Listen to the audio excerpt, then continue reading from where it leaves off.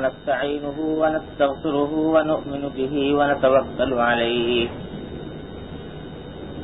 ونعوذ بالله من شرور أنفسنا ومن سيئات أعمالنا من يهده الله فلا مضل له ومن يضلله فلا هادي له وأشهد أن لا إله إلا الله وحده لا شريك له وأشهد أن سيدنا وسندنا ونبينا ومولانا محمدا عبده ورسوله صلى الله تعالى عليه وعلى آله وأصحابه وبارك وسلم تسليما كثيرا كثيرا أما بعد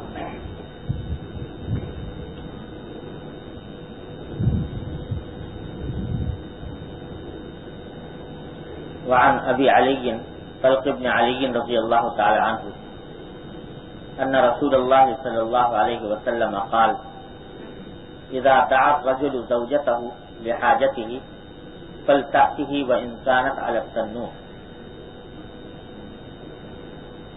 یہ حضرت طلق بن علی رضی اللہ تعالیٰ عنہ ایک صحابی ہیں.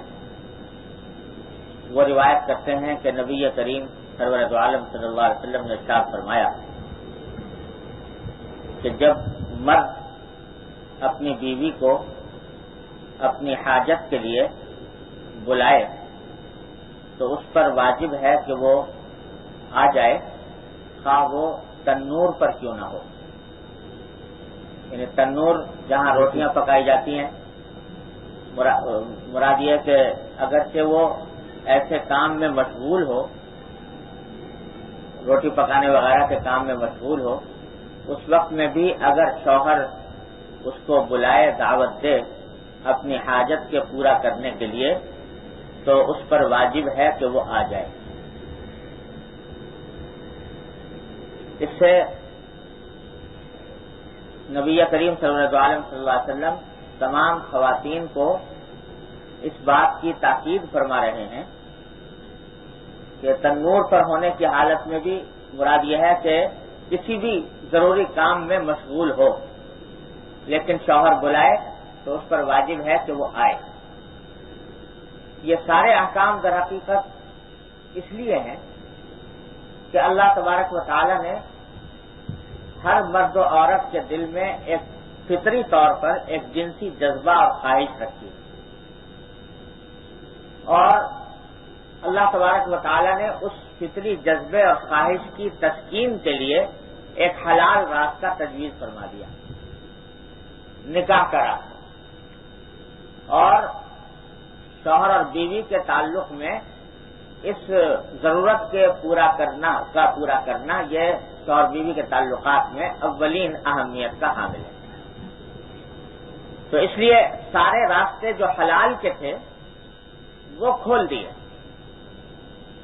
تاکہ کسی بھی مرد اور عورت کو حرام طریقے سے اس جذبے اور خواہش کی تسکین کا خیال کرنا. بیوی کو شوہر سے تسکین ہو اور شوہر کو بیوی سے تسکین ہو، تاکہ باہر دیکھنے کا موقع نہ ملے، کی ضرورت پیش نہ آئے. تو اس واسطے اللہ تبارک و تعالیٰ نے نکاح کے رشتے کو آسان بہت بنایا. آسان اتنا بنایا کہ صرف مرد و عورت ہو، دو گواہ ہوں اور وہ ایجاب و قبول کر لیں، بس نکاح ہو. کسی خطبہ پڑھنے کی بھی شرط نہیں ہے، سنت ضرور ہے کہ خطبہ پڑھا جائے، اور نکاح کسی دوسرے سے پڑھانے کی بھی ضرورت نہیں ہے. پڑھا لے تو سنت ہے، مستحب ہے. لیکن اگر اس کے بغیر بھی دو مرد و عورت دو گواہوں کی موجودگی میں بیٹھ کر کہہ لیں کہ ایک کہہ لیں کہ میں نے نکاح کیا، دوسرے کا میں نے قبول کیا، تو نکاح منعقد ہو جائے. اس کے لیے کوئی مسجد میں جانے کی، کوئی باقاعدہ کسی تیسرے آدمی سے رابطہ قائم کرنے کی، کسی کو درمیان میں ڈالنے کی ضرورت بھی نہیں رکھتی شریعت. کیوں؟ تاکہ حلال کا راستہ آسان سے آسان بنا دیا. اور یہ تاکید فرمائی کہ نکاح کا رشتہ، نکاح کی تقریب اور نکاح کا معاملہ وہ سادگی سے اور آسانی سے انجام دیا جائے. کوئی رسم نہیں، کوئی شرط نہیں، کوئی لمبی چوڑی تقریبیں نہیں، آسانی کے ساتھ نکاح منعقد ہو گیا اور شریعت کا تقاضا اس سے پورا ہو گیا. یہ فرما دیا کہ جب جتنا ہو سکے جب اولاد بالغ ہو جائے تو اس کی نکاح کی فکر کرو، تاکہ اس کو حرام کی طرف جانے کی خواہش اور ضرورت پیدا نہ ہو، حلال کا راستہ اس کے لیے مہیا ہو. یہ فرما دیا کہ اعظم النکاح برکتاً ایسرہ مؤونۃ، سب سے زیادہ برکت والا نکاح وہ ہے جس میں زیادہ سے زیادہ آسانی ہو اور سادگی ہو. جتنا دھوم دھڑکا ہوگا، جتنا اس کو پھیلایا جائے گا، اتنی اس کی برکتیں کم ہو جائیں. حضرت عبد الرحمن بن عوف رضی اللہ تعالیٰ عنہ صحابی ہیں، عشرہ مبشرہ میں سے، ان 10 خوش نصیب صحابہ کرام میں سے جن کو حضور اکرم صلی اللہ علیہ وسلم نے خوشخبری سنا دی تھی کہ یہ جنت میں جائیں. ایسے قریبی صحابی ہیں. حدیث میں آتا ہے کہ ایک مرتبہ حضرت صلی اللہ علیہ وسلم سے ملاقات ہوئی تو دیکھا کہ عبد الرحمن بن عوف رضی اللہ تعالیٰ عنہ کے قمیص کے اوپر ایک زرد سا نشان لگا ہوا ہے. تو حضرت صلی اللہ علیہ وسلم نے پوچھا کہ یہ تمہارے قمیص پر یہ زردی کا نشان کیسا ہے؟ تو انہوں نے کیا کہ رسول اللہ میں نے نکاح کر لیا ہے ایک خاتون سے، اور نکاح کرنے کی وجہ سے میں نے خوشبو لگائی تھی، خوشبو کا یہ نشان پڑا ہوا. تو حضرت صلی اللہ علیہ وسلم نے فرمایا کہ بارک اللہ لک و علیک، اللہ تبارک و تعالیٰ تمہارے لیے اس میں برکت پیدا فرما، برکت کی دعا کرنا.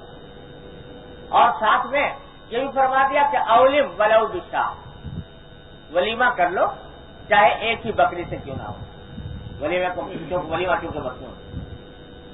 لیکن غور کرنے کی بات یہ ہے کہ عشرہ مبشرہ میں سے ہیں، حضور اقدس صلی اللہ علیہ وسلم کے انتہائی قریبی صحابی ہیں، لیکن نکاح کر لیا. حضرت صلی اللہ علیہ وسلم کو بلایا تک نہیں نکاح کی تقریب میں.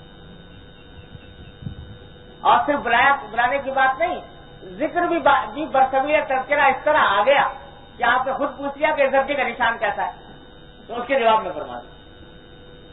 حضرت صلی اللہ علیہ وسلم نے بھی کوئی پلٹ کر یہ نہیں فرمایا کہ بھائی تم اکیلے نکاح کر کے بیٹھ گئے، ہمیں بلایا بھی نہیں. یہ بھی سوال حضرت صلی اللہ علیہ وسلم نے نہیں. اس لیے کہ شریعت نے نکاح کے تقریب کے اوپر کوئی شرط قید عائد کی ہی نہیں سرے سے. اسی طرح حضرت جابر رضی اللہ تعالیٰ عنہ ایک مرتبہ آ گئے اور آ کر انہوں نے بتایا کہ رسول اللہ میں نے ایک خاتون سے نکاح کر لیا. جابر بہت قریبی صحابہ کرام میں سے ہیں جو دن رات حضور اقدس صلی اللہ علیہ وسلم سے ملتے رہتے تھے، خدمت میں آتے رہتے، لیکن نکاح کر لیا. سرکار دو عالم صلی اللہ علیہ وسلم کو بعد میں بتایا کہ میں نے نکاح کر لیا. یہ عام رواج تھا حضور اقدس صلی اللہ علیہ وسلم کے عہد مبارک. یہ نہیں ہے کہ صاحب نکاح ہو رہا ہے تو ایک طوفان برپا ہے، ایک چمار کھڑا ہوا ہے، مہینوں سے اس کی تیاریاں ہو رہی ہیں اور مہینوں سے خاندان بھر میں اس کی دھوم ہے اور 100,000 طرح کے ہنگامے مسلط ہیں، اس کے بغیر نکاح نہیں ہو سکتا. اتنا آسان کیا شریعت، جتنا آسان شریعت نے کیا تھا نکاح کو، اتنا ہی ہم نے اپنی رسموں سے اس کو مشکل بنا دیا. دیکھ لو گھرانوں کے اندر لڑکیاں بیٹھی ہیں بغیر نکاح کے، اس لیے بیٹھی ہے کہ جہیز مہیا نہیں کرتا، اس لیے بیٹھی ہے کہ تقریب کرنے کے لیے عالیشان دعوت کرنے کے لیے پیسے نہیں ہیں، اور اس کے لیے حلال و حرام ایک ہو رہا ہے. یہ سب ہمارے پاس یہ چیزیں آ گئیں ہندوؤں سے، عیسائیوں سے، پتہ جانے کہاں سے چیزیں لے لی. حضور نبی کریم سرور دو عالم صلی اللہ علیہ وسلم نے جو سنت کا طریقہ ہمارے لیے مقرر فرمایا تھا وہ ہم نے چھوڑ دیا. اس کا نتیجہ ہے کہ حلال کے اوپر تو قطعاً عائد ہے، حلال کے راستے بند ہیں. وہ حلال طریقے سے نکاح کرنے کے لیے بہت بڑا امیر کبیر ہونا ضروری ہے. ہزاروں لاکھوں روپیہ چاہیے تب جا کے کوئی نکاح کر پائے گا. اور حرام کے راستے چوپٹ کھلے, حرام کے راستے چاروں طرف چوپٹ کھلے پڑے ہیں. نکاح کرنا چاہے تو اس کا راستہ نہیں, اور حرام کے لیے جب چاہے جس طرح چاہے کر لے. آنکھوں کو پناہ ملنی مشکل ہے. دن رات گھر میں ٹی وی چل رہا ہے, فلمیں آ رہی ہیں, اور اس سے جو انسانی جذبات ہیں ان کو برفروختہ کیا جا رہا ہے, ان کو بھڑکایا جا رہا ہے. بازار میں نکلتے ہیں تو نکاح کو پناہ ملنی مشکل ہے, اور اس کے نتیجے میں خرابیاں, فحاشی, عریانی, بے حیائی, بے پردگی اور دنیا بھر کی لعنتیں مسلط ہو رہی ہیں. اور حلال کا جو راستہ شریعت نے رکھا تھا وہ اس وقت تک نہیں کر سکتے جب تک کہ 1000 آدمی بلائے نہیں, اتنا جہیز نہ ہو, اتنی بڑی دعوت نہ ہو, اس وقت تک یہ کام نہیں ہو. تو اس نے ہمارے معاشرے کو تباہی کے کنارے پہنچا دیا. اس معاملے میں حضور نبی کریم صلی اللہ علیہ وسلم نے نکاح کو فرمایا تو برکت والا نکاح وہ ہے جو آسانی کے ساتھ ہو, سادگی کے ساتھ. اور بھائی اس میں سب سے زیادہ ذمہ داری عائد ہوتی ہے ان لوگوں پر جو کھاتے پیتے گھرانے کہلاتے ہیں, جو امیر اور دولت مند گھرانے کہلاتے ہیں, ان پر سب سے زیادہ ذمہ داری عائد ہوتی ہے. اس عذاب سے نجات اس وقت تک نہیں ہو سکتی جب تک کہ کھاتے پیتے گھرانے کے لوگ, امیر کہلانے والے, پیسے والے, وہ یہ اس بات کا اقدام نہ کریں کہ شادیاں اور نکاح سادگی کے ساتھ ہوں اور اس میں ان رسموں سے جان چھڑائی جائے. جب تک یہ نہیں کریں گے بیچارہ غریب آدمی جو ہے وہ یہ سوچتا ہے کہ مجھے اپنا سفید پوشی برقرار رکھنے کے لیے, اپنی ناک اونچی رکھنے کے لیے مجھے یہ کام کرنا ہی کرنا ہے, اس کے بغیر گزارا نہیں ہوگا. لڑکی کو جہیز نہیں دیں گے تو سسرال والے تانے دیا کریں گے کہ کیا لے کر آئی تھی.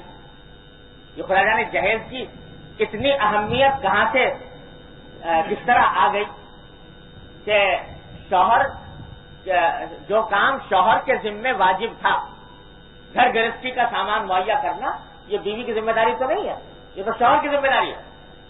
اب بیوی کی نہیں, بیوی کے باپ کے اوپر ذمہ داری عائد ہوتی ہے کہ تو بیٹی بھی دے رہا ہے, اپنی جگہ کا ٹکڑا بھی حوالے کر رہا ہے, اور اس کے ساتھ لاکھوں روپیہ بھی خرچ کر اور فرنیچر مہیا کر اور دوسرے کا گھر آباد اس طرح کا. یہ کوئی اس کی اصلیت نہیں.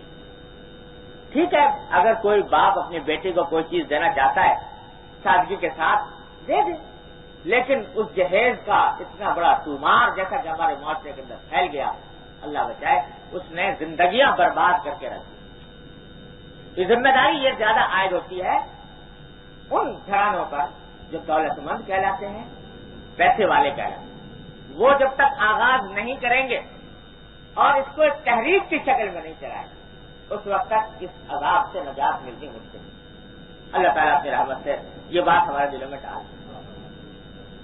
تو کیا یہ رہا تھا کہ نکاح کے راستے کو اللہ تبارک و تعالیٰ نے اتنا آسان بنایا تھا کہ اس کے لیے کوئی شرط نہیں, کوئی قید نہیں, کوئی پابندی نہیں, یہاں تک کہ کسی مولوی کے پاس جانے کی بھی ضرورت نہیں. اگر طریقہ صرف ایجاب و قبول کا طریقہ آتا ہو کہ میں نے نکاح کیا, اس نے کہا میں نے قبول کیا, 2 گواہوں, بس ہو گیا نکاح. اتنا آسان بنا, اور پھر اتنا آسان بنا کر اس نکاح کے رشتے میں, جیسا میں پچھلے جمعہ میں عرض کیا تھا, اس جنسی تعلق کو اللہ تبارک و تعالیٰ نے نہ صرف جائز حلال بلکہ موجب اجر و ثواب قرار دیا. یہ اس عمل کے اوپر بھی اللہ تبارک و تعالیٰ کی طرف سے اجر و ثواب کا وعدہ حضور اقدس صلی اللہ علیہ وسلم نے فرما دیا. اور اس طرح ایک دوسرے کے لیے حلال کر دیے گئے, اس طرح حلال کر دیے گئے تو روئے زمین پر کسی اور کی ایسی حلال ہونے کا تصور نہیں کیا جا سکتا. اس جنسی جذبے کی تسکین کے لیے اللہ تعالیٰ نے فرما دیا نساؤکم حرث لکم فاتوا حرثکم انا شئتم. اس کے لیے جو طریقہ تم جنسی تسکین کا اختیار کرنا چاہتے ہو وہ تمہارے لیے حلال ہے, ماں سوائے چند اعمال کے جن کو حرام قرار دیا, اتنا حلال ہے. اور یہ فرمایا کہ اگر تنور پر بھی ہو تو وہ آ جائے, اس لیے آ جائے تاکہ شوہر کو کسی اور طرف دیکھنے کی ضرورت پیش نہ آئے. لیکن عجیب معاملہ یہ ہے کہ جو حلال طریقے اللہ تبارک و تعالیٰ نے رکھے تھے اور جن جن باتوں کی تاکید فرمائی تھی، معاشرے میں انہی چیزوں سے غفلت عام، انہی چیزوں سے غفلت عام، اس میں اس بات کا اہتمام نہیں کہ ایک دوسرے کے ذریعے جو جنسی تسکین کا حلال راستہ ہے اس کو استعمال کر کے حرام کے راستے کو بند کر دیا جائے، اس حق کو حق نہیں سمجھا جائے، اور اس معاملے کے اندر بڑی بعض اوقات کوتاہیاں اور غفلتیں برتی جاتی ہیں۔ اس کا نتیجہ یہ ہے کہ نکاح تو کر رکھا ہے، گھر میں بیوی موجود ہے، لیکن نکاح کسی اور طرح سے اور ناجائز طریقے سے دوسری طرف التفات کیا جا رہا ہے جو حرام کا راستہ کھولتا ہے۔ اللہ تعالیٰ کی رحمت سے بچنے کی توفیق عطا فرمائے۔ اسی طرح اگلی حدیث میں فرمایا، وعن ابی ہریرہ رضی اللہ تعالی عنہ عن النبی صلی اللہ علیہ وسلم قال لو كنت آمرا احدا ان يسجد لاحد لامرت المرأة ان تسجد لزوجها۔ حضرت ابو ہریرہ رضی اللہ تعالی عنہ فرماتے ہیں کہ رسول اللہ صلی اللہ علیہ وسلم نے ارشاد فرمایا کہ اگر میں کسی کو یہ حکم دیتا، یعنی یہ حکم دینا میرے لیے درست ہوتا، جائز ہوتا کہ ایک شخص دوسرے کو سجدہ کرے، تو میں عورت کو حکم دیتا کہ وہ اپنے شوہر کو سجدہ کرے، یعنی کیونکہ اللہ کے سوا کسی اور کے آگے سجدہ کرنا جائز نہیں، لہذا میں یہ حکم نہیں دیتا کہ عورت شوہر کو سجدہ کرے۔ لیکن اگر اس دنیا میں کسی کا کسی کو سجدہ کرنا جائز ہوتا اللہ کے سوا، تو عورت کو حکم دیتا کہ وہ اپنے شوہر کو سجدہ کرے۔ کیوں؟ پچھلے جمعہ میں عرض کر چکا ہوں کہ وجہ یہ ہے کہ اللہ تبارک و تعالی نے شوہر کو، مرد کو نگراں، قوام بنایا ہے، امیر بنایا ہے زندگی کے سفر میں۔ زندگی کے سفر میں جہاں مرد اور عورت ساتھ زندگی بسر کر رہے ہیں، تو مرد کو قوام اور امیر بنایا اللہ تبارک و تعالیٰ نے اس زندگی کے سفر کو گزارنے کے لیے۔ اور یہ امارت ایسی ہے کہ اور جتنی امارتیں ہیں ان سب کا حال یہ ہے کہ کچھ دن کے لیے ہے، کچھ دن کے لیے نہیں ہے۔ ایک آدمی امیر بن گیا، حاکم بن گیا، کسی ملک ہی کا حاکم کیوں نہ ہو، لیکن اس کی حاکمیت اور اس کی امارت ایک مخصوص وقت کے لیے ہے۔ کل تک امیر بنا ہوا تھا، آج معلوم ہوا کہ جیل خانے میں ہے۔ کل تک حاکم تھا، آج کوئی دو کوڑی کو پوچھنے کے لیے تیار نہیں۔ تو یہ امارتیں، یہ حکومتیں آنے جانے والی چیزیں ہیں، ایک دن کے لیے بنا، دوسرے دن کے لیے نہیں ہے۔ لیکن یہ جو میاں بیوی کا تعلق ہے، یہ زندگی بھر کا تعلق ہے، دم دم کا ساتھ ہے، ایک ایک لمحے کی رفاقت ہے۔ لہذا یہ امارت بھی جس وقت سے قائم ہوتی ہے مرتے دم تک باقی رہتی ہے، جب تک نکاح کا رشتہ برقرار باقی رہتی ہے۔ تو یہ امارت عام امارتوں سے مختلف ہے، پائیدار زیادہ ہے، اور اس امارت کی حیثیت اور دوسرے امارتوں کے مقابلے میں اس لیے مختلف ہے کہ اور امارتوں میں ایک ضابطے کا تعلق ہوتا ہے، حاکم کا محکوم کے ساتھ، رائی کا رعیت کے ساتھ، حاکم کا محکوم کے ساتھ ایک ضابطے کا تعلق ہے، دستوری قانونی تعلق ہے۔ اور یہ میاں بیوی کا جو تعلق ہے، اس میں شوہر کو امیر بنایا، تو یہ تعلق محض ضابطے کا، خانہ پوری کا، قانون کا تعلق نہیں، یہ دلوں کا جوڑ ہے، یہ دلوں کا تعلق ہے جو جس کے اثرات ساری زندگی کے اوپر محیط۔ اس واسطے فرمایا کہ اگر کسی کو سجدہ کرنے کا اسی میں اجازت دیتا یا حکم دیتا تو مرد عورت کو دیتا کہ وہ اپنے شوہر کو سجدہ کرے، کیونکہ یہ اس کی زندگی بھر کا امیر ہے، زندگی بھر کے سفر کا امیر ہے۔ اس واسطے اس سے عورت کو یہ بتایا جا رہا ہے، پچھلے جمعہ میں آپ کر چکا ہوں کہ حضور نبی کریم صلی اللہ علیہ وسلم کی سنت یہ ہے کہ ہر فرد کو اس کے اس کے فرائض کی طرف توجہ دلاتے ہیں۔ جب شوہر سے خطاب تھا تو شوہر سے خطاب کرتے ہوئے ساری باتیں عورت کے حقوق کی بیان کی جا رہی ہے کہ عورت کے یہ حقوق ہے، عورت کے یہ حقوق ہے، عورت کے یہ حقوق ہے، جن کا بیان پچھلے 2-3 جمعوں میں ہو چکا ہے۔ اب خطاب ہو رہا ہے عورت، تو عورت کو اس کے فرض کی طرف متوجہ کیا جا رہا ہے کہ تمہیں یہ سمجھنا چاہیے کہ تمہارے لیے خدا کے بعد، اللہ کے بعد، اللہ کے رسول صلی اللہ علیہ وسلم کے بعد سب سے زیادہ قابل احترام اور سب سے زیادہ قابل محبت ہستی اس روئے زمین پر تمہارا شوہر۔ جب تک یہ نہیں سمجھو گی شوہر کے صحیح حقوق ادا نہیں کر پاؤ۔ یہ اللہ اور اللہ کے رسول کے بعد، ہاں یہ ضرور ہے کہ اللہ اور اللہ کے رسول کا حکم سب کے احکام پر مقدم ہے۔ اللہ اللہ کے رسول کا حکم آ جائے تو نہ باپ کی اطاعت، نہ ماں کی اطاعت، نہ شوہر کی اطاعت۔ لیکن اس کے بعد اس روئے زمین پر سب سے بڑی ہستی تمہارے لیے، سب سے بڑی قابل احترام اور سب سے بڑی قابل محبت ہستی وہ تمہارا شوہر۔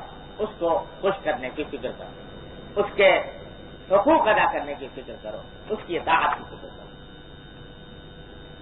عجیب الٹی گنگا ہمارے دور میں ہر چیز کے اندر بہنے لگی ہے۔ جیسے میں نے عرض کیا تھا، ہمارے حضرت قاری محمد طیب صاحب رحمۃ اللہ علیہ فرمایا کرتے تھے کہ آج کی تہذیب میں ہر چیز الٹی ہو گئی، یہاں تک کہ پہلے چراغ تلے اندھیرا ہوا کرتا تھا، چراغ کے نیچے اندھیرا ہوتا تھا، اب بجلی کے اوپر اندھیرا ہوتا ہے۔ اگر بجلی کا بلب لٹکا دو تو اندھیرا اوپر ہوتا ہے نیچے کے بجائے۔ تو فرمایا کرتے تھے کہ ہر چیز الٹی ہو گئی۔ تو یہ الٹی اس درجہ ہو گئی کہ اگرچہ میں پہلے عرض کر چکا ہوں کہ گھر کا کام کاج یہ چاہے قانوناً عورت کے ذمے واجب نہ ہو لیکن سنت ضرور ہے، اور حضرت فاطمہ الزہرا رضی اللہ تعالیٰ عنہا کی سنت ہے جو نبی کریم صلی اللہ علیہ وسلم نے ان کے لیے تجویز فرمائی، وہ سنت ہے۔ اور شوہر کی اطاعت کا بھی حکم دیا گیا اور کہا گیا کہ وہ شوہر کی اطاعت کرو۔ تو اب اگر ایک عورت اپنے شوہر کے لیے، اپنے بچوں کے لیے کھانا پکاتی ہے یا کوئی گھر کا کام کاج کرتی ہے تو وہ سارا اس کے لیے اجر میں لکھا جاتا ہے، اعلیٰ ترین اجر و ثواب میں لکھا جاتا ہے۔ اعلیٰ ترین اجر و ثواب ہے یہ گھر کا کام اگر صحیح نیت سے عورت انجام دے۔ لیکن آج کی الٹی گنگا کا فیصلہ یہ ہے کہ عورت کا گھر میں بیٹھنا اور گھر کے کام کاج کرنا یہ تو ہے رجعت پسندی، دقیانوسیت اور یعنی پرانا دقیانوسیت ہے، پرانا طریقہ، یہ عورتوں کو قید کرنے والی بات ہے۔ یعنی وہی عورت اگر وہ ہوائی جہاز میں ایئر ہوسٹس بن کر 400 آدمیوں کو کھانا کھلائے، ان کے سامنے ٹرے سجا سجا کر لے جائے اور 400 آدمیوں کی ہوسناک نگاہوں کا نشانہ بنے، کوئی اس سے کوئی خدمت لے رہا ہے، کوئی اس سے کوئی خدمت لے رہا ہے، اور آنکھوں سے نظر آتا ہے کہ بعض اوقات بلا وجہ خدمت لیتے ہیں، بلا وجہ، کوئی حقیقت میں ضرورت نہیں ہے، لیکن وہ گھر کی اس کو بیل دبا کر اور اس کو بلا کر اور کہہ دیا کہ تکیہ اٹھا کے دے دو۔ تو یہ خدمت اگر وہ کر رہی ہے تو یہ آزادی ہے، اس کا نام ہے آزادی، اس کا نام ہے تہذیب، اس کا نام ہے عورتوں کو گھر کی قید سے آزاد کر دیا گیا۔ 400 مردوں کو ایک وقت میں کھانا کھلا رہی ہے، وہ سجا سجا کر لے جا رہی ہے، وہ تو ہے آزادی۔ اور وہی عورت گھر میں اپنے شوہر، اپنے بچوں اور اپنے گھر والوں، اپنے والدین، اپنے بہن بھائیوں کے لیے اگر یہ کام انجام دیتی ہے تو یہ دقیانوسیت ہے، یہ ترقی سے مخالف چیز ہے۔ وہی عورت ہوٹل میں ویٹریس بنی ہوئی ہے اور دن رات لوگوں کی خدمت انجام دے رہی ہے، کھانا پکانے کی، کھانا لے جانے کی، وہ جناب وہ آزادی نسواں کا حصہ ہے۔ عورت کو آزادی دے دی گئی ہے کہ وہ جا کے ہوٹل میں ویٹریس بن جائے یا کسی کی سیکرٹری بن جائے یا کسی اس کی اسٹینوگرافر بن جائے، یہ آزادی ہوگی۔ اور گھر میں اپنے والدین کو، اپنے شوہر کو، بچوں کو کرے کے ساتھ وہ کام کرے، تو تو اس کو دقیانوسیت کا نام دے دیا گیا. تو قرد کا نام جنو رکھ دیا. جنو کا قرد جو چاہے آپ کا حسن کرشمہ ساز کرے. یہ ہو رہا ہے. حضور نبی کریم سرورت عالم صلی اللہ علیہ وسلم فرماتے ہیں کہ تمہارے ذمے دنیا کی کسی کی خدمت واجب نہیں. عورت کے ذمے کسی کی خدمت واجب نہیں. نہ اس کے ذمے کوئی ذمہ داری ہے, نہ اس کے کاندھوں پر کسی ذمہ داری کا کوئی بوجھ ہے. تم ہر بوجھ سے, ہر ذمہ داری سے آزاد ہو. صرف ایک بات ہے کہ اپنے گھر میں قرار کے ساتھ رہو. وقرن فی بیوتکن, گھر میں قرار کے ساتھ رہو اور اپنے شوہر کی اطاعت کرو, اپنے بچوں کی تربیت کرو. یہ تمہارا فریضہ ہے اور اس کے ذریعے تم قوم کی تعمیر کر رہی ہو, قوم کی معمار بن رہی ہو. یہ حضور اکرم صلی اللہ علیہ وسلم نے مقام دیا تھا.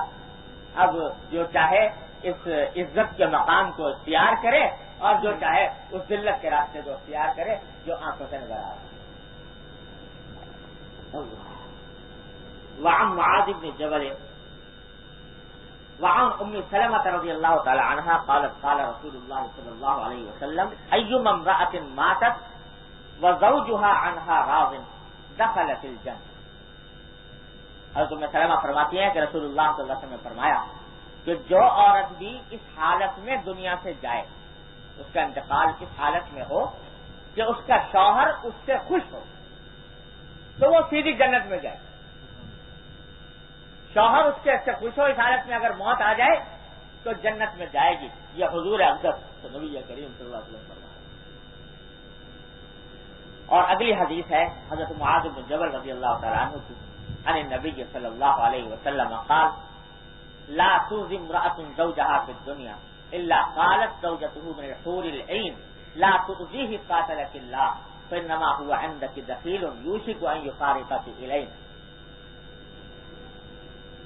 نبی کریم صلی اللہ علیہ وسلم فرماتے ہیں کہ جب کبھی کوئی بیوی اپنے شوہر کو کوئی تکلیف پہنچاتی ہے,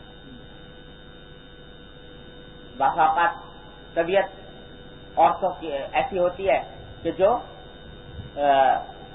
سلامتی کے حامل نہیں ہوتی, طبیعت میں فساد ہوتا ہے, بگاڑ ہوتا ہے, اور اس طبیعت کے فساد اور بگاڑ کی وجہ سے اپنے شوہر کو تکلیف پہنچا رہی, کسی طرح بھی پہنچا رہی.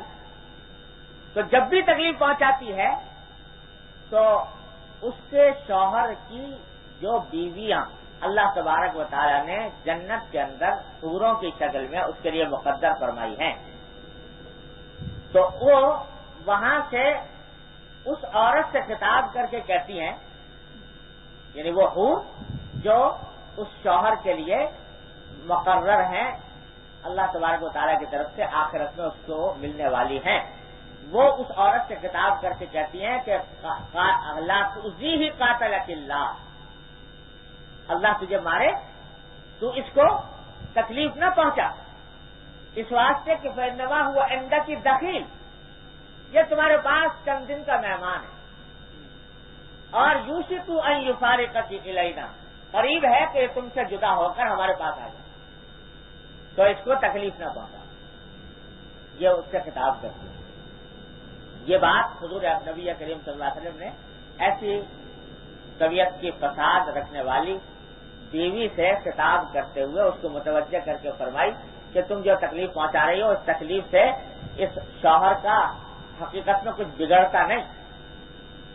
دنیا میں تو جو چاہو گی تکلیف پہنچا دو گی, لیکن آخرت میں اللہ تبارک و تعالیٰ اس کو ایسی حور عین کے ساتھ اس کا رشتہ قائم فرمائیں گے جو اتنی اس سے محبت کرتی ہیں کہ وہاں سے ابھی سے ان کے دل کو دکھ ہو رہا ہے کہ ہمارے شوہر کے ساتھ یہ کیا معاملہ کیا جا رہا ہے دنیا میں. آخری حدیث اس باب کی ہے وعن اسامہ بن زید رضی اللہ تعالی عنہما عن النبی صلی اللہ علیہ وسلم قال ما ترکت بعدی فتنة هي اضر على الرجال من النساء. اللہ, یہ حضرت اسامہ بن زید فرماتے ہیں کہ نبی کریم صلی اللہ علیہ وسلم نے آخر میں یہ حدیث لے کر آئے ہیں تاکہ تنبیہ ہو جائے.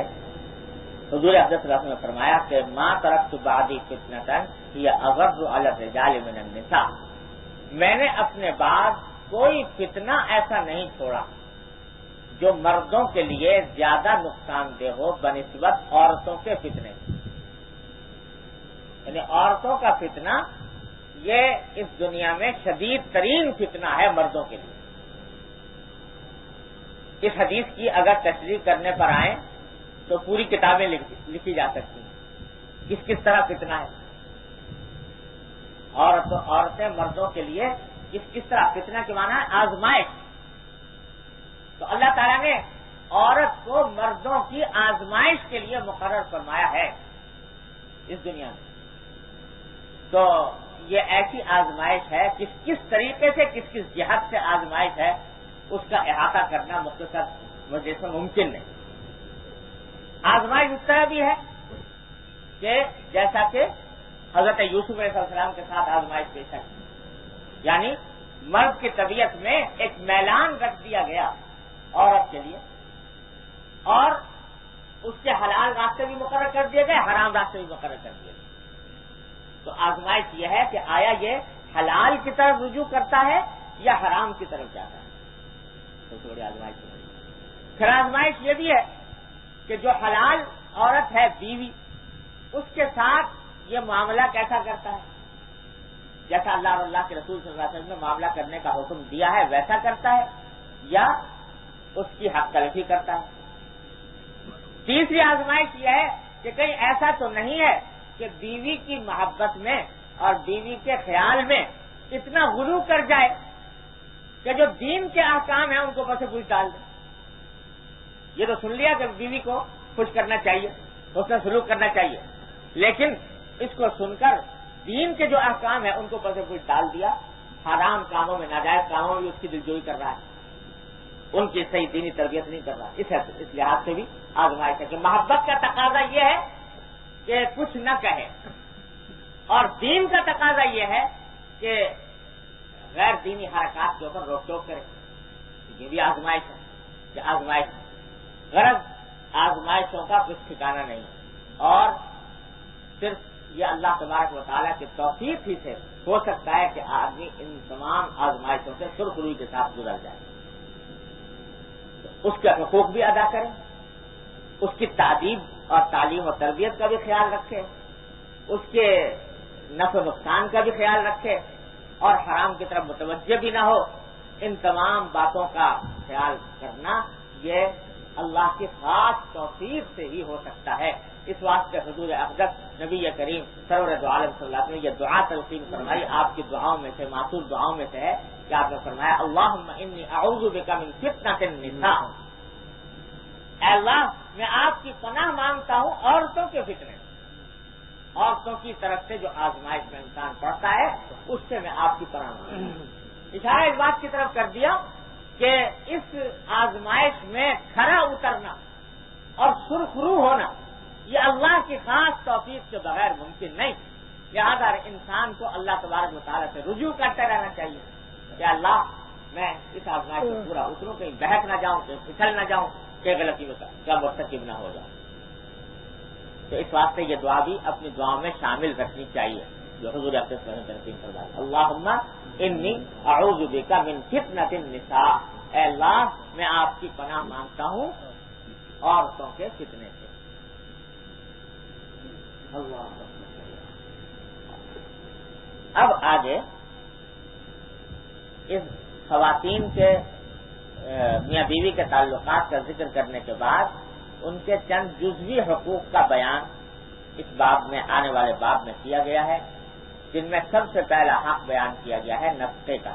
باب النفقۃ علی العیال, جو اپنے گھر والے ہیں, بیوی ہوں یا بچے ہوں, ان کے اوپر نفقہ کرنے کی ان کا نفقہ ادا کرنے کی تاکید اور اس کی فضیلت ان احادیث کے اندر بیان کی گئی ہے. چنانچہ پہلی حدیث حضرت ابو ہریرہ رضی اللہ تعالیٰ عنہ کی ہے. وہ فرماتے ہیں کہ قال قال رسول اللہ صلی اللہ علیہ وسلم دینار انفقتہ فی سبیل اللہ ودینار انفقتہ فی رقبہ ودینار تصدقت به علی مسکین ودینار انفقتہ علی اہلک اعظمها اجرا الذی انفقتہ علی. حضور فرماتے ہیں کہ ایک دینار وہ ہے، دینار یہ سونے کا ایک سکہ ہوا کرتا تھا اشرفی جیسا حضور اقدس صلی اللہ علیہ وسلم کے زمانے میں، ایک دینار وہ ہے جو تم اللہ کے راستے میں خرچ کرو، یعنی جہاد، کہیں جہاد ہو رہا ہے، اس جہاد کی مدد کے لیے آپ نے ایک دینار صدقہ کر دیا، دے دیا۔ ایک دینار وہ ہے جو تم خرچ کرتے ہو کسی غلام کو آزاد کرنے کے لیے، ایک غلام ہے اس کو آزاد کرنے کے لیے ایک دینار میں غلام خریدا اور اس کو آزاد کر دیا، بڑی فضیلت کا کام۔ ایک دینار وہ ہے جو تم کسی مسکین پر صدقہ کرتے ہو، ایک غریب آدمی ہے اس کے اوپر ایک دینار صدقہ کر دیا۔ اور فرمایا وَالدِّینَارُ أَنفَقْتَهُ عَلَىٰ أَهْلِكَ، ایک دینار وہ ہے جو خود اپنے گھر والوں پر خرچ کرتے ہو۔ یہ 4 دینار ہو گئے نا، ایک جہاد میں صرف کیے جانے والا، ایک غلام کو آزاد کیے جانے والا میں صرف کرنے والا، اور تیسرا مسکین کو صدقہ، چوتھا وہ جو اپنے گھر والوں کے دان و نفقے پر، ان کی ضروریات کی تکمیل پر خرچ کیا جاتا ہے۔ حضور فرماتے ہیں کہ ان تمام 4 دیناروں میں سب سے زیادہ ثواب تم کو اس دینار پر ملے گا جو اپنے گھر والوں کے اوپر تم نے صرف۔ لوگ عام طور سے یہ مسئلہ لوگوں کو پتہ نہیں ہوتا، یہ سمجھتے ہیں کہ باہر جتنا صرف کیا اس کے ثواب ہے، اور گھر پر، بیوی پر، بچوں پر جو صرف کیا وہ ثواب نہیں۔ حضور اقدس صلی اللہ علیہ وسلم فرماتے ہیں سب سے زیادہ فضیلت والا نفقہ، سب سے زیادہ فضیلت والا خرچہ وہ ہے جو اپنی بیوی اور اپنے بچوں کے اوپر کیا جائے، بشرطے کہ حدود کے اندر ہو، بشرطے کہ حدود کے اندر ہو، اسراف اور تبذیر نہ ہو، ان کی ضروریات کو پورا کرنے کے لیے خرچ کیا جائے۔ دیکھو اللہ تبارک و تعالیٰ نے کیسا دین ہمیں عطا فرمایا کہ جو کام ہم کرتے ہی ہیں، کرنا ہی ہے، اس کو سب سے زیادہ ثواب کر دیا۔ بس فرق کیا ہے کہ زاویہ نگاہ کا فرق ہے۔ ہمارے حضرت فرمایا کرتے تھے، حضرت ڈاکٹر صاحب صلی اللہ علیہ وسلم، پیارے بھائی دین جو ہے یہ صرف زاویہ نگاہ کے بدلنے کا نام، کام وہی کرو گے جو پہلے کرتے تھے، لیکن پہلے کسی اور زاویہ نگاہ سے کرتے تھے، اب جب کہ دین کے اندر، دین کے اوپر عمل کرنے کے طرف آ گئے تو اب کسی اور زاویہ نگاہ سے کرو، تو زاویہ نگاہ کا فرق ہے اور وہی دنیا دین بن جاتی ہے۔ تو یہ جو نفقہ دے رہا ہو بیوی کو، یہ بچوں کو، ان کے اوپر جو خرچ کر رہا ہو، یہ سب اللہ تبارک و تعالیٰ کا اجر بن جاتا ہے۔ بس صرف نیت یہ کرنے کی بات ہے کہ اللہ تبارک و تعالیٰ نے ان کے حقوق میرے ذمہ عائد کیے ہیں، میں اللہ کے عائد کیے ہوئے ان حقوق کو بجا لا رہا ہوں۔ اس نیت کے ساتھ جب کرو گے تو یہ سارا عمل ان سب سے زیادہ مجھے ثواب بن جائے۔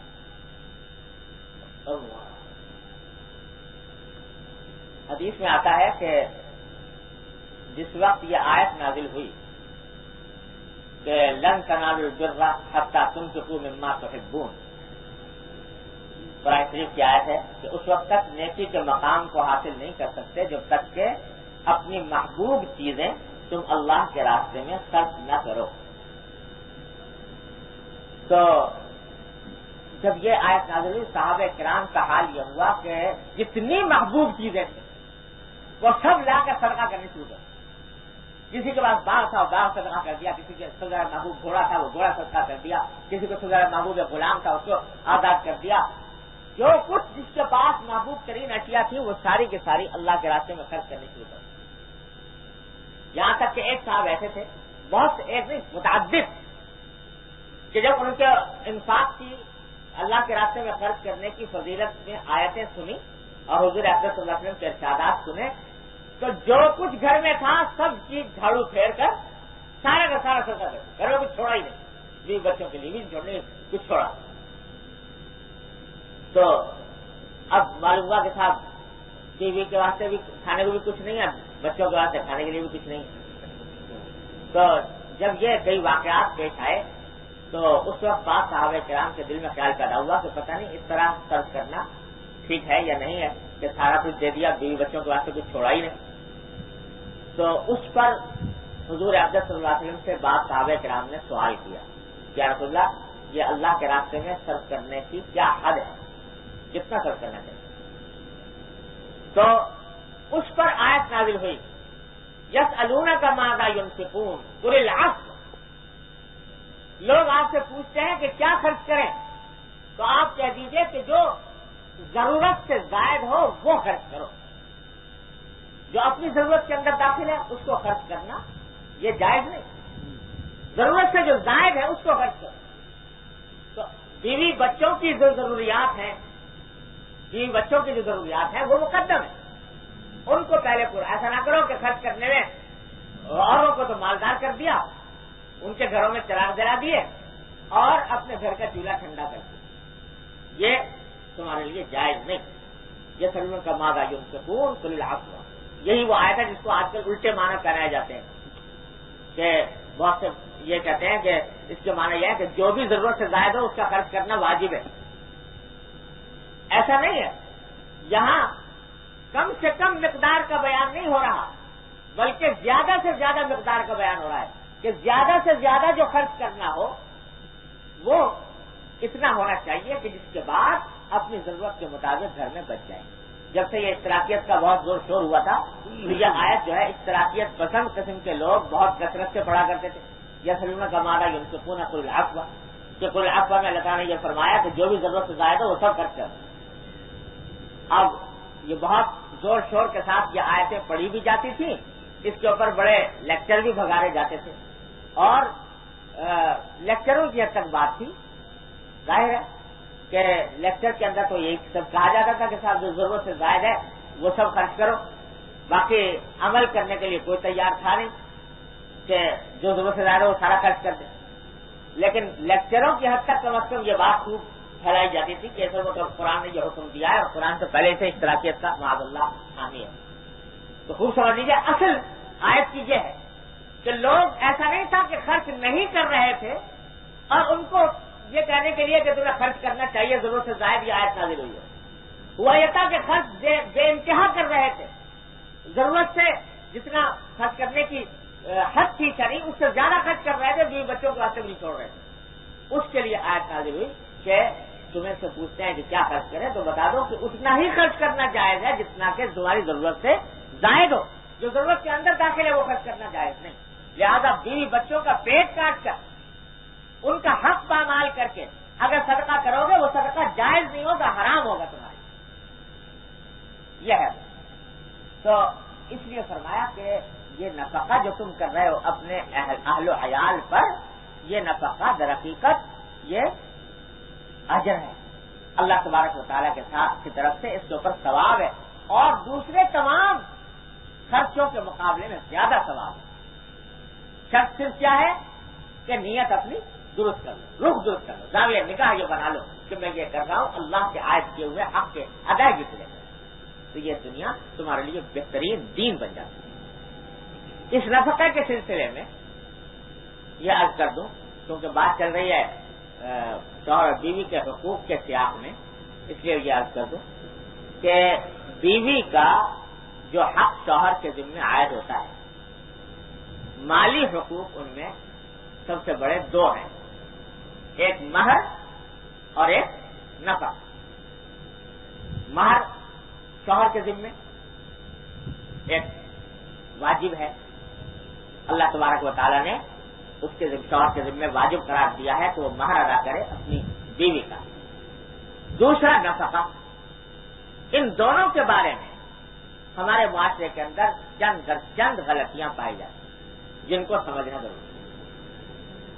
مہر کے بارے میں پہلے تو یہ خوب سمجھ لیجئے کہ مہر جو ہے در حقیقت یہ ایک اعزاز ہے بیوی کا کہ اللہ تبارک و تعالیٰ نے یہ شرط لگا دی ہے کہ تم مہر کے اوپر ہی نکاح کرو گے، مہر کے بغیر نہیں. بعض لوگ سمجھتے ہیں کہ یہ مہر جو ہے یہ قیمت ہے بیوی کی اور گویا بیوی کو خرید لیا مہر کے لیے. خوب سمجھ لو کہ اس کا قیمت سے کوئی تعلق نہیں، یہ اعزاز ہے. اعزاز ایسا ہے کہ دیکھو اتنا بڑا فرق رکھا ہے اللہ تبارک و تعالیٰ نے کہ جو آدمی خریدنے جاتا ہے نا کوئی چیز، بازار میں کوئی چیز خریدتا ہے اس کی قیمت ادا کرتا ہے، تو اگر بیچنے والا یہ کہے کہ بھائی میں تو قیمت نہیں لیتا مفت لے جاؤں، تو اس کے لیے مفت رکھنا جائز ہے کہ نہیں؟ جائز ہے. اس کا مالک ہے، وہ اگر چاہے تو قیمت لے، چاہے تو معاف کر دے، اس کو معاف کرنا بھی جائز. لیکن مہر میں کوئی عورت یہ کہے کہ میں نکاح کرتی ہوں اور مہر کے بغیر کرتی ہوں، مفت کرتی ہوں، بغیر مہر کے کرتی ہوں، تو شریعت کہتی ہے کہ اس کو یہ مہر ادا کر. اور اسی واسطے شریعت نے یہ حکم دیا کہ مہر اتنا رکھا جائے جو استطاعت کے مطابق ہو اور جس کو واقعی ادا کر سکے آدمی. اتنا زیادہ مہر باندھ لینا کہ نکاح کی مجلس میں تو معلوم ہوا کہ صاحب 2 لاکھ 3 لاکھ مہر باندھ لیا گیا، اور نکاح کرتے وقت بھی یہ ذہن میں ہے اور بعد میں بھی کہ ادا کرنا ہونا ہے نہیں کسی وقت، تو جتنا چاہو باندھ لو، پھر 2 لاکھ یا 10 لاکھ باندھ لو، 10 کروڑ باندھ لو، جب دینا ہی نہیں. تو جس کے دل میں دینے کی نیت ہو تو وہ پہلے سوچے گا کہ میں دے بھی سکتا ہوں دینے.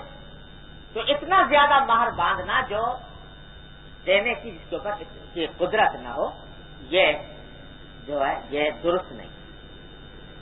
اہتمام کے ساتھ اتنا مہر باندھنا چاہیے جو باقی دے سکے. اسی کا نتیجہ ہے کہ باندھ تو لیا 5 لاکھ اور 10 لاکھ، اب وہ ساری عمر ادا کیا نہیں، مرتے وقت جب بستر مرگ پر ہوئے تو اس وقت کہہ دیا کہ بیوی معاف کر دینا. اب وہ بیچاری اس وقت میں کیا کہے کہ میری معاف کر، تو کہہ دیا صاحب مہر معاف کروا لیا تھا. تو یہ طریقہ یہ مہر کا طریقہ ہے. اتنا باندھو جتنا دے سکتے ہو، پھر دینے کا اہتمام کرو. مہر کی 2 قسمیں ہوتی ہیں، ایک مہر معجل، ایک مہر مؤجل، ایک عین والا ایک حمزے والا. 2 قسمیں ہوتی ہیں. معجل کے اصل معنی یہ ہوتے ہیں کہ جس وقت نکاح ہو رہا ہے اسی وقت میں یا تو ادا کر دے، یا اگر اس وقت ادا نہ کرے جب بھی بیوی مانگے اس وقت ادا کر دے، وہ معجل کہلاتا ہے، عین والا. اور ایک جو مؤجل ہوتا ہے اس کے اصل طریقہ تو یہ ہے کہ اس کی کوئی مدت مقرر کر دی جائے کہ اتنی مدت میں ادا کیا جائے گا. اگر مدت مقرر نہیں کی گئی تو اس کی آخری مدت جا کر یا تو طلاق ہے یا انتقال ہے، اس وقت میں وہ واجب ہوتا ہے. تو جو مؤجل ہوتا ہے حمزے والا، اس کو بعض لوگ یہ سمجھتے ہیں کہ اس کے معنی یہ ہے کہ زندگی بھر ادا نہیں کرنا، جب تک کہ طلاق نہ ہو یا جب تک کہ موت نہ آ جائے اس وقت تک ادا نہیں کرنا. یہ مطلب ہے مؤجل.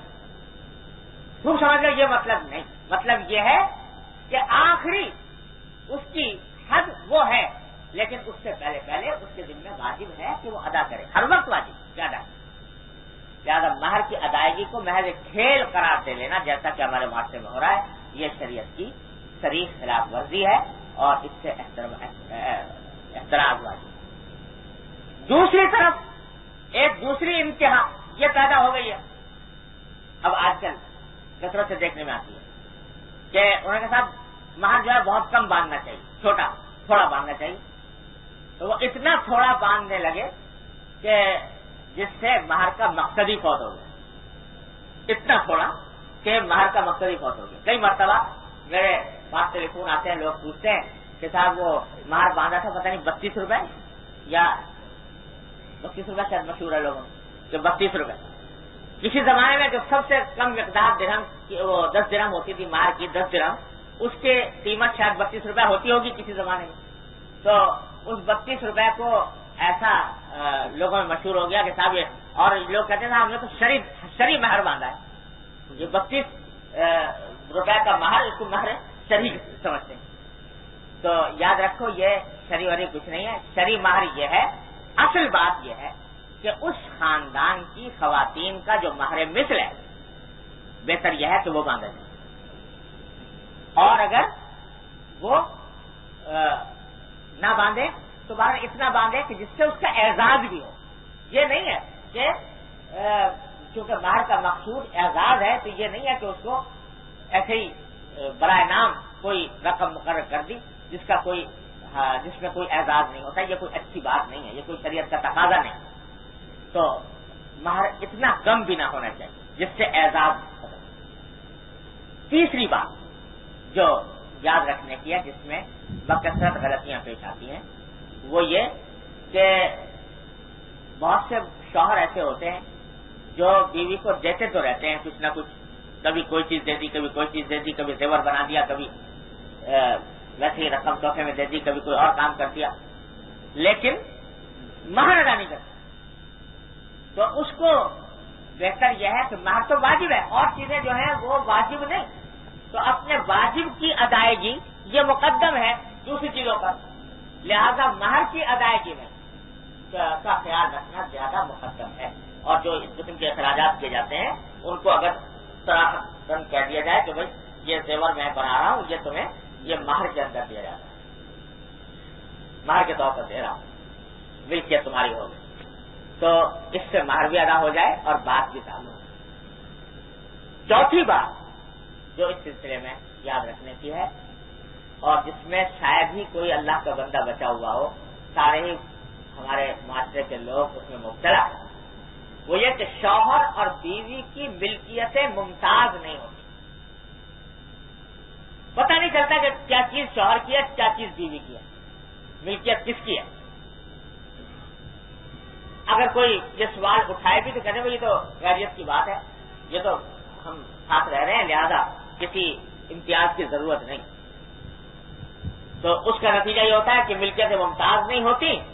اب جب کبھی جھگڑا ہو گیا، طلاق تک نوبت پہنچ گئی، خدا نہ کرے، یا انتقال ہو گیا کسی ایک کا، تو مسئلہ کھڑا ہو جاتا ہے کہ یہ کس کی ملکیت ہے، میراث میں تقسیم ہوگی نہیں ہوگی، بیوی کی ہوگی، شوہر کی ہوگی، کیا ہوگی۔ شریعت کا حکم یہ ہے کہ جو کام کرو صاف معاملہ کرو، جو زیور بنا کر اگر دے رہا ہو بیوی کو تو صاف صاف بتاؤ کہ یہ تمہاری ملکیت ہے، اور عاریتاً استعمال کے لیے دے رہا ہو اس کو، یا اس کی ملکیت بنا کر دے رہا ہو، بالکل صاف ستھرا معاملہ واضح طریقہ کا کر دینا ضروری۔ اب یہ ہمارے معاشرے میں رواج ہے کہ شوہر کی طرف سے بھی کچھ زیور چڑھایا جاتا ہے اور بیوی کے گھر والوں کی طرف سے بھی زیور چڑھایا جاتا ہے، تو عام طور سے ہمارے معاشرے میں رواج یہ ہے کہ جو شوہر کی طرف سے چڑھایا جاتا ہے زیور، وہ شوہر ہی کی ملکیت رہتا ہے، اگرچہ استعمال بیوی کرتی ہے، بیوی اس کو عاریتاً استعمال کرتی ہے، ملکیت شوہر کی ہوتی ہے، اور جب بیوی والوں کی طرف سے عورت والوں کی طرف سے لڑکی والوں کی طرف سے چڑھایا جاتا ہے تو وہ لڑکی کی ملکیت ہوتی ہے، لیکن بہت سی جگہوں پر اس بات کو صاف نہیں کیا جاتا، اس کی وجہ سے بہت سے مسائل پیدا ہوتے ہیں، اس میں صاف کر دینا چاہیے۔ یہ جو زیور اگر واقعتاً بیوی کی ملکیت کرنا مقصود ہے تو صراحتاً کہہ دے کہ میں نے آج سے تمہاری ملکیت کر دیا۔ اب جب اس کی ملکیت ہو گیا تو وہ اس کی مالک بن گئی، زکوٰۃ بھی اسی کے ذمہ واجب ہے اس کی، اور اگر بالفرض شوہر کا انتقال ہو جائے تو وہ زیور شوہر کے ورثہ کی طرف نہیں جائے گا، وہ ملکیت بیوی کے رہے گا۔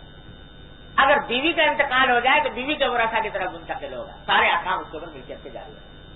یہ معاملات کیونکہ صاف نہیں ہوتے، اس واسطے بعد میں جا کر جھگڑے کھڑے ہوتے ہیں۔ ہمارے حضرت حکیم الامت مولانا ثانوی صلی اللہ علیہ وسلم نے فرمایا کہ میں نے الحمدللہ اپنے گھر کی ایک ایک چیز ممتاز کی ہوئی ہے کہ کون سی میری ہے اور کون سی گھر والوں کی ہے،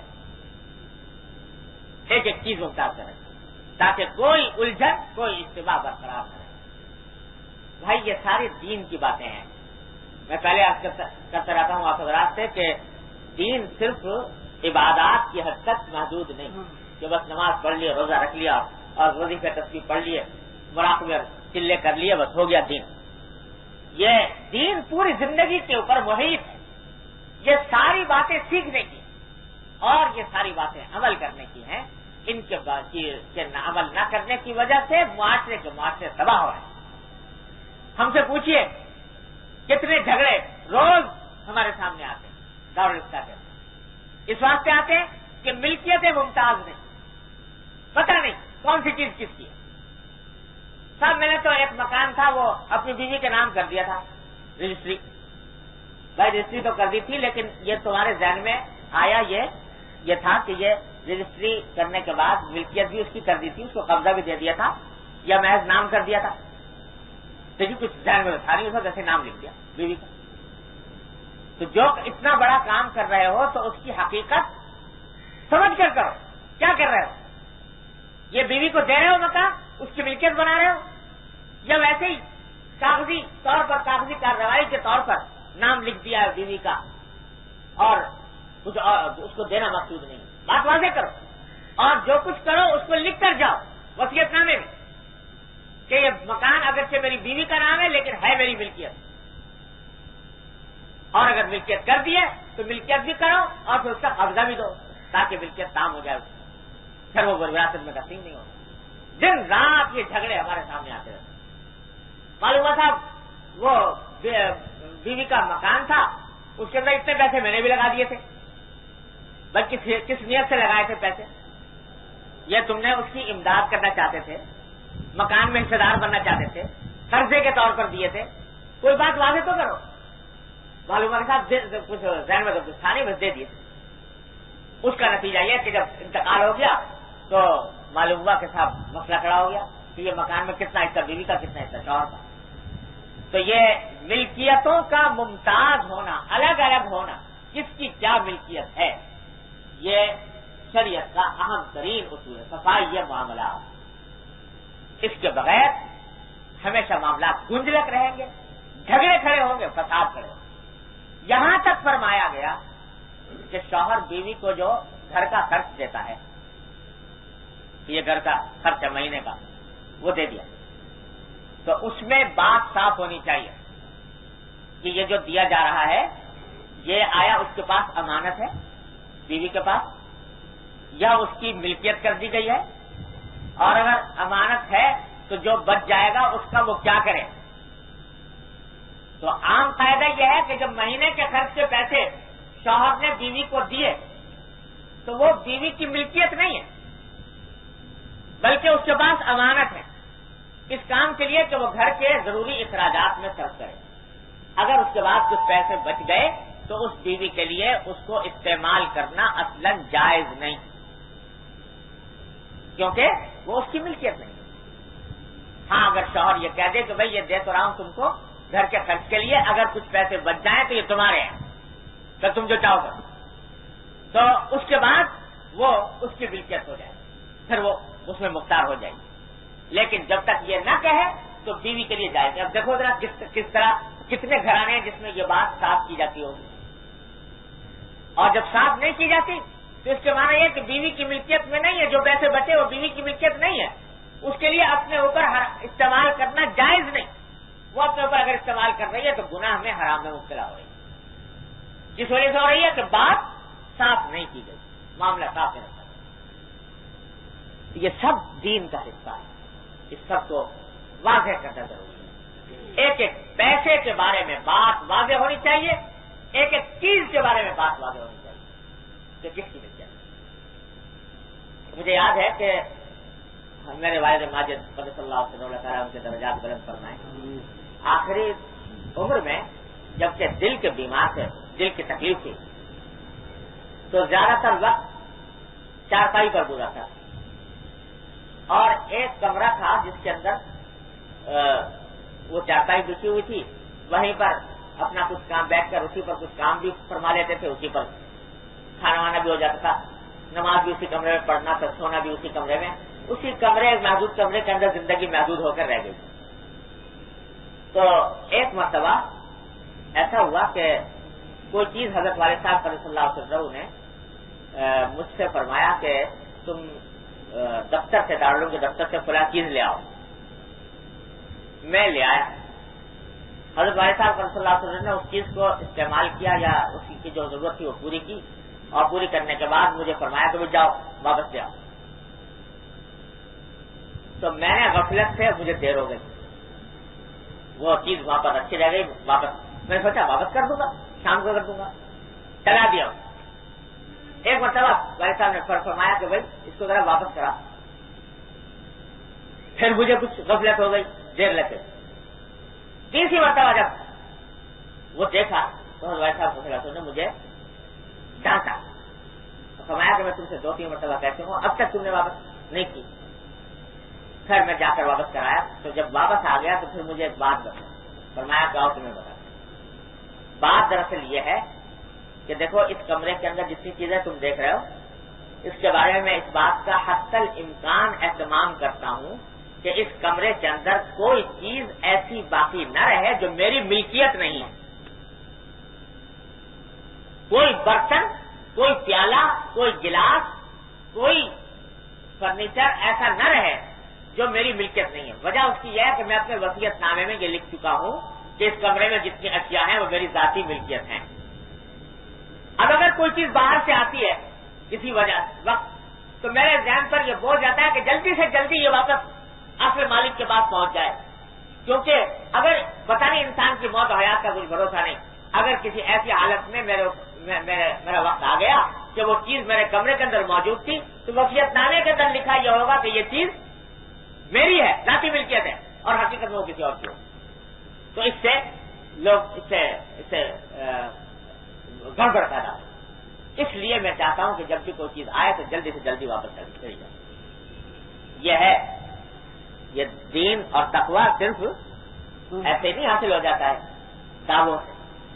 یہ ہے تقوی کہ کوئی چیز ایسی نہ رہے جو اپنی ملکیت میں نہیں ہے اور جس کے بارے میں وصیت نامے میں لکھ دیا ہے. چھوٹی سی چیز بھی ہو تو اس کو جلدی سے واپس کرتا. یہ اہتمام. تو بھائی یہ میاں بیوی کے تعلقات میں بعض اوقات لوگ سمجھتے ہیں صاحب حساب دوستاں در دل, دوستوں کا حساب دل میں, لہذا حساب کتاب کرنے کی ضرورت نہیں. تو یہ حساب دوستاں در دل کے معنی یہ نہیں ہے کہ معاملہ خربتے میں ڈالے رکھا جائے, گڑبڑ رکھا جائے. حساب دوستاں در دل کے معنی یہ ہے کہ اگر اس کے کچھ پیسے تمہارے ذمے آتے ہیں صاف صاف کہہ دو میں نے تم کو معاف کر دیا, نہیں لوں گا, چلو. اگر ایسی فیاض ہو سخی ہو تو کہہ دو, لیکن مبہم معاملہ رکھنا اس کی کوئی اجازت نہیں. تو عرض یہ ہے کہ شوہر اور بیوی کے تعلقات میں بھی املاک کو, ملکیتوں کو ممتاز رکھنا ضروری ہے. اب آپ اندازہ کر کے دیکھ لیجئے, ہر شخص اپنے حالات, کتنے گھر ایسے ہیں جن میں اس دین کے حکم کا اہتمام کیا جاتا ہے, دیکھو گے تو نہیں ملے. اب یہ ہیں جس کی وجہ سے معاملات خراب ہو رہے ہیں, حلال و حرام ایک ہو رہے ہیں, جھگڑے کھڑے ہو رہے ہیں, فساد برپا ہو رہے ہیں. یہی صورتحال کاروبار کے اندر ہوتی ہے. باپ بیٹے ایک کاروبار میں لگے ہوئے ہیں, سب بھائی لگے ہوئے ہیں. اب کسی کو پتا نہیں ہے کہ کس کی کیا ملکیت ہے, کس کا کیا حق ہے. اگر کوئی کہے تو صاحب یہ کیا, نہیں تو غیریت کی بات ہے, ہم تو محبت پیار سے آپس میں کاروبار کر رہے ہیں. وہ محبت پیار کسی بھی وقت محبت پیار کی ہنڈیاں چوراہے میں پھوٹ جاتی ہے. اچانک کوئی مسئلہ کھڑا ہو گیا تو اس کے بعد وہ محبت پیار سب ذرا رہ جاتا ہے. پھر لڑائی جھگڑے ایسے کھڑے ہوتے ہیں کہ مقدمہ بازی تک نوبت پہنچتی ہے, ایک دوسرے کی جان کے دشمن ہو جاتے ہیں. کیوں؟ اس لیے کہ حساب کتاب نہیں کیا, اس واسطے کہ املاک کا کو ممتاز نہیں کیا. تو یہ سب نفقے کے باب کے اندر یہ سب باتیں داخل ہیں. جو چیز دے رہے ہو اس کے بارے میں صاف صریح طور پر واضح کہہ کے دو یہ تمہاری ملکیت ہے یا یہ تمہارے پاس امانت ہے. یہ نفقے کا علاج نہیں ہوتا ہے. پھر ہمارے حضرت حکیم علامہ مولانا ثانوی رحمۃ اللہ سے فرماتے ہیں کہ نفقے کے ایک تو معنی یہ ہے کہ بھائی کھانے کی حد تک اور ضروری کپڑے کی حد تک خرچہ کر دیا, ضروری کپڑا بنا دیا, کھانا دے دیا, یہ بھی نفقے کے اندر داخل ہے. لیکن حضرت فرماتے ہیں کہ نفقے کا ایک حصہ یہ بھی ہے کہ علاوہ کھانے کپڑے کے کچھ رقم اس کو اس کے جیب خرچ کے طور پر ایسی دی جائے جس میں وہ آزادی کے ساتھ خرچ کر سکے. بہت سے گھرانوں میں اس سے بھی غفلت ہوتی ہے. حضرت فرماتے ہیں کہ اس کا اہتمام کرنا چاہیے. یہ نہ ہو کہ چیز ضرورت پیش آئی تو ہر وقت تم سے مانگتی پھرے. تو اس لیے کچھ جیب خرچ کے طور پر ایسی چیز مقرر کر دینا بھی نفقے کا ایک حصہ ہے. اور یہ جو دے رہے ہو یہ چاہے پہلے قسم کا نفقہ ہو یا دوسرے قسم کا نفقہ ہو, دونوں اس حدیث کی روح سے اجر و ثواب کا ذریعہ ہے. لہذا اس کو محض ایک دنیاوی کارروائی سمجھ کر نظر انداز نہ کرو.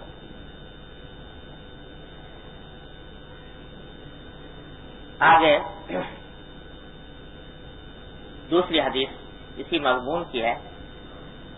اس میں حضرت ام سلمہ رضی اللہ تعالی عنہ فرماتی ہیں کہ میں نے یہ عرض کیا کہ یا رسول اللہ هل لی اجر فی بنی ابی سلمہ ان انفق علیہ ولست بتارکتہم ہکذا وہکذا. یہ حضرت ام سلمہ رضی اللہ تعالی عنہ در حقیقت یہ پہلے بیوی تھیں حضرت ابو سلمہ کی, ان کا جب انتقال ہو گیا تو اس کے بعد حضور اقدس صلی اللہ علیہ وسلم کے نکاح میں آئیں. اور اس کا بھی عجیب واقعہ ہے کہ جب ان کے شوہر کا انتقال ہوا حضرت ام سلمہ کے، تو یہ حضور اقدس صلی اللہ علیہ وسلم کی خدمت میں حاضر ہوئی، یا حضور اقدس صلی اللہ علیہ وسلم تشریف لے گئے، مجھے یاد نہیں رہا. بہرحال تو اس وقت میں انہوں نے عرض کیا کہ رسول اللہ میرے طبیعت پر اپنے شوہر کے ظاہر ہے انتقال کا طبیعت پر اثر ہے. تو آپ نے فرمایا کہ تم یہ دعا کرو اللہ تبارک و تعالیٰ سے کہ اللہم عاقبنی من عقبہ حسن، کہ اللہ مجھے ان کے بعد میرا انجام بہتر کیجیے. اور بعض روایت میں آتا ہے کہ یہ فرمایا کہ یوں کہو کہ اللہم اخلفنی خیرا منہ، کہ اللہ مجھے ان سے بہتر ان کا نائب عطا فرمائیے. تو یہ دعا حضرت ام سلمہ کرتی تھی. بعد میں خود حضرت نبی کریم صلی اللہ علیہ وسلم نے ان کو نکاح کا پیغام دیا تو فرماتی تھی کہ مجھے حضور صلی اللہ علیہ وسلم نے جو دعا تلقین فرمائی تھی وہ دعا میں کرتی رہی. اس دعا کو اللہ تعالیٰ نے اس طرح قبول فرمایا کہ ابو سلمہ سے کہیں زیادہ افضل اور بالا و برتر شوہر مجھے عطا فرمائے، یعنی نبی کریم صلی اللہ علیہ وسلم. لیکن جب حضور اقدس صلی اللہ علیہ وسلم کے نکاح میں آئیں تو ان کی سابق شوہر سے اولاد بھی تھی، لڑکے بھی تھے، کچھ لڑکیاں بھی تھیں. تو اس اولاد کے بارے میں سوال کیا کہ یا رسول اللہ میرے سابق شوہر کے لڑکے ہیں، اب میں ان کو اس طرح تو چھوڑ نہیں سکتی کہ وہ جو دوسروں کے دست نگر ہوں، تو ان کے اوپر کچھ نہ کچھ مجھے خرچ کرنا چاہیے. تو اگر میں خرچ کروں گی تو کیا اس پر مجھے اللہ تبارک و تعالیٰ کی طرف سے اجر ملے گا یا نہیں؟ تو حضرت صلی اللہ علیہ وسلم نے فرمایا کہ نعم لکی اجر ما انفقت علیہ، کہ ہاں جو کچھ بھی نفقہ تم ان کے اوپر کرو گی، خرچ کرو گی، اس پر تمہیں اللہ تبارک و تعالیٰ کی طرف سے اجر ملے گا. یہ حضور اقدس صلی اللہ علیہ وسلم نے ان کے بارے میں فرمایا. تو معلوم ہوا کہ شوہر جو خرچ کرے بیوی پر، باپ بیٹوں پر، وہ تو ہے ہی وہ باعث اجر. ماں اپنے بیٹوں پر اگر کچھ خرچ کرتی ہے تو اس کے اوپر بھی اللہ تبارک و تعالیٰ کی طرف سے اجر لکھا جاتا ہے.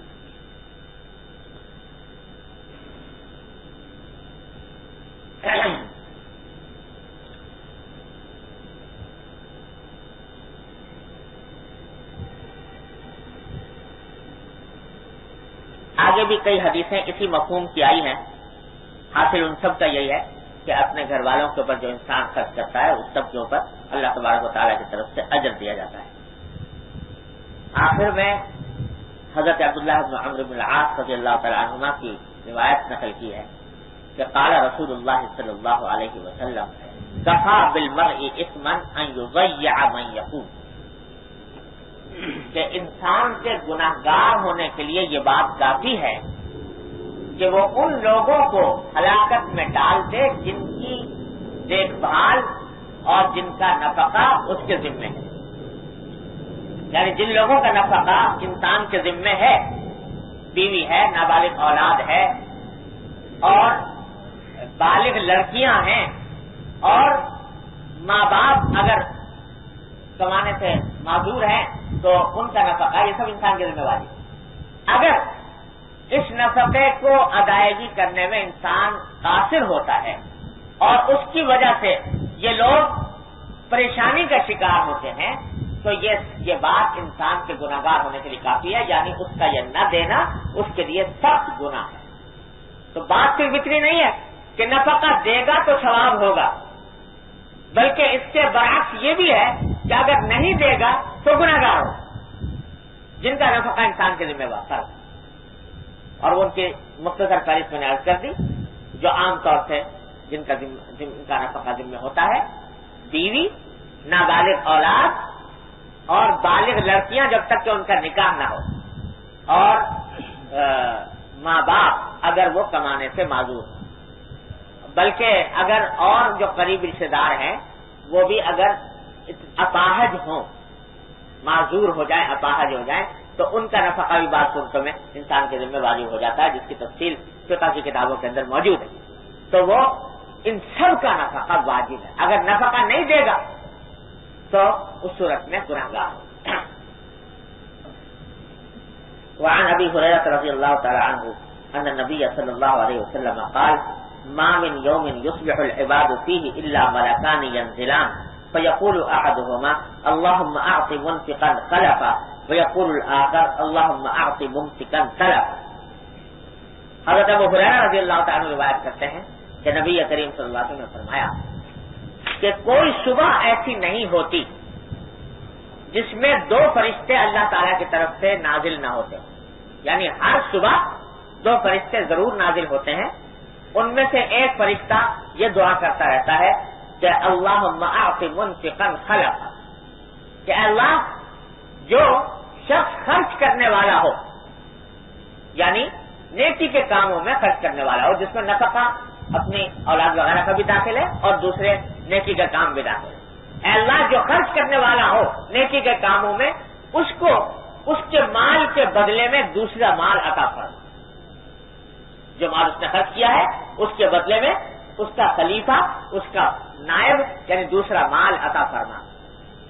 اور دوسرا فرشتہ یہ دعا کرتا ہے کہ اللہم اعط ممسکا تلفا، کہ اللہ جو شخص پیسے کو سنبھال کر رکھتا ہے، خرچ نہیں کرتا، یعنی جہاں واجب ہے خرچ کرنا وہاں بھی خرچ نہیں کرتا، تو اے اللہ اس کے مال پر ہلاکت ڈال، اس کے مال کو برباد کر. یہ حضور صلی اللہ علیہ وسلم فرماتے ہیں کہ دو فرشتے یہ ہر صبح یہ دعا کرتے ہیں. تو جو اللہ کے بتائے ہوئے مقامات پر انسان خرچ کرے گا تو یہ نہ سمجھے کہ پیسہ ہاتھ سے گیا، اللہ تبارک و تعالیٰ اس کا بدل اس کو عطا فرمائیں دنیا میں بھی اور آخرت میں بھی. اور جو شخص کہ اپنے واجب حقوق کی ادائیگی نہیں کرتا اور خرچ نہیں کرتا تو دنیا کے اندر چاہے گنتی میں اس کا مال کچھ بڑھ جائے لیکن بالآخر اس کے اوپر ہلاکت آتی ہے، بربادی آتی ہے. اللہ تعالیٰ اس انجام سے ہم سب کی حفاظت فرمائے. اور فرمایا عن النبی صلی اللہ علیہ وسلم قال الید العلیٰ خیر من الید السفلی، اوپر والا ہاتھ نیچے والے ہاتھ سے بہتر ہے. یعنی اوپر والے ہاتھ یعنی دینے والا اور ید السفلی یعنی لینے والا اس سے بہتر ہے. وابدأ بمن تعول، اور خرچ کرنے کی ابتدا کرو ان لوگوں سے جو تمہارے زیر کفالت ہیں، تمہارے گھر میں جن کی کفالت تمہارے ذمہ واجب ہے، بیوی بچے وغیرہ، ان سے پہلے شروع کرو. یعنی کہ باہر خرچ کرتے پھر رہے اور گھر والے محتاج ہیں، جیسا کہ پہلے تفصیل کر دی گئی. وخیر الصدقۃ ما کان عن ظہر غنی، اور بہترین صدقہ وہ ہے جو صدقے کے بعد بھی انسان بے نیاز باقی رہے. یعنی ایسا نہ ہو کہ صدقہ کرنے کے بعد پھر انسان کے پاس کچھ نہیں رہا، بلکہ اتنا صدقہ کرے کہ اس کے بعد بھی کسی کا محتاج نہ ہو. ومن یستعفف یعفہ اللہ، اور جو شخص پاک دامنی اختیار کرے، پرہیز کرے مانگنے وغیرہ سے، تو اللہ تبارک و تعالیٰ اس کو عفت عطا فرما دیتے ہیں. کہ اگر وہ چاہے کہ اللہ تبارک و تعالیٰ کسی جگہ مجھے ہاتھ پھیلانے کی ضرورت نہ ہو تو اللہ تبارک و تعالیٰ اپنی رحمت سے اس کو ایسا ہی کر بھی دیتے ہیں اگر اس کا قوی داعیہ یہ ہو. ومن یستغنی یغنہ اللہ، اور جو شخص کہ بے نیاز رہنا چاہے دوسروں کی کے مال سے، کہ مجھے کسی سے مانگنے کی حاجت پیش نہ آئے، اللہ تعالیٰ اس کو بے نیاز کر ہی دیتے ہیں بشرطے کہ اس کے دل میں صادق اور صحیح جذبہ ہو. اللہ تبارک و تعالیٰ اپنی رحمت سے ان ارشادات پر ہم سب کو عمل کرنے کی توفیق عطا فرمائے. دعا کریں. اللهم صل على سيدنا.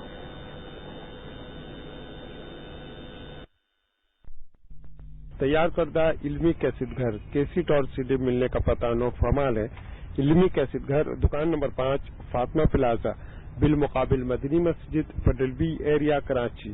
Phone number 63708113.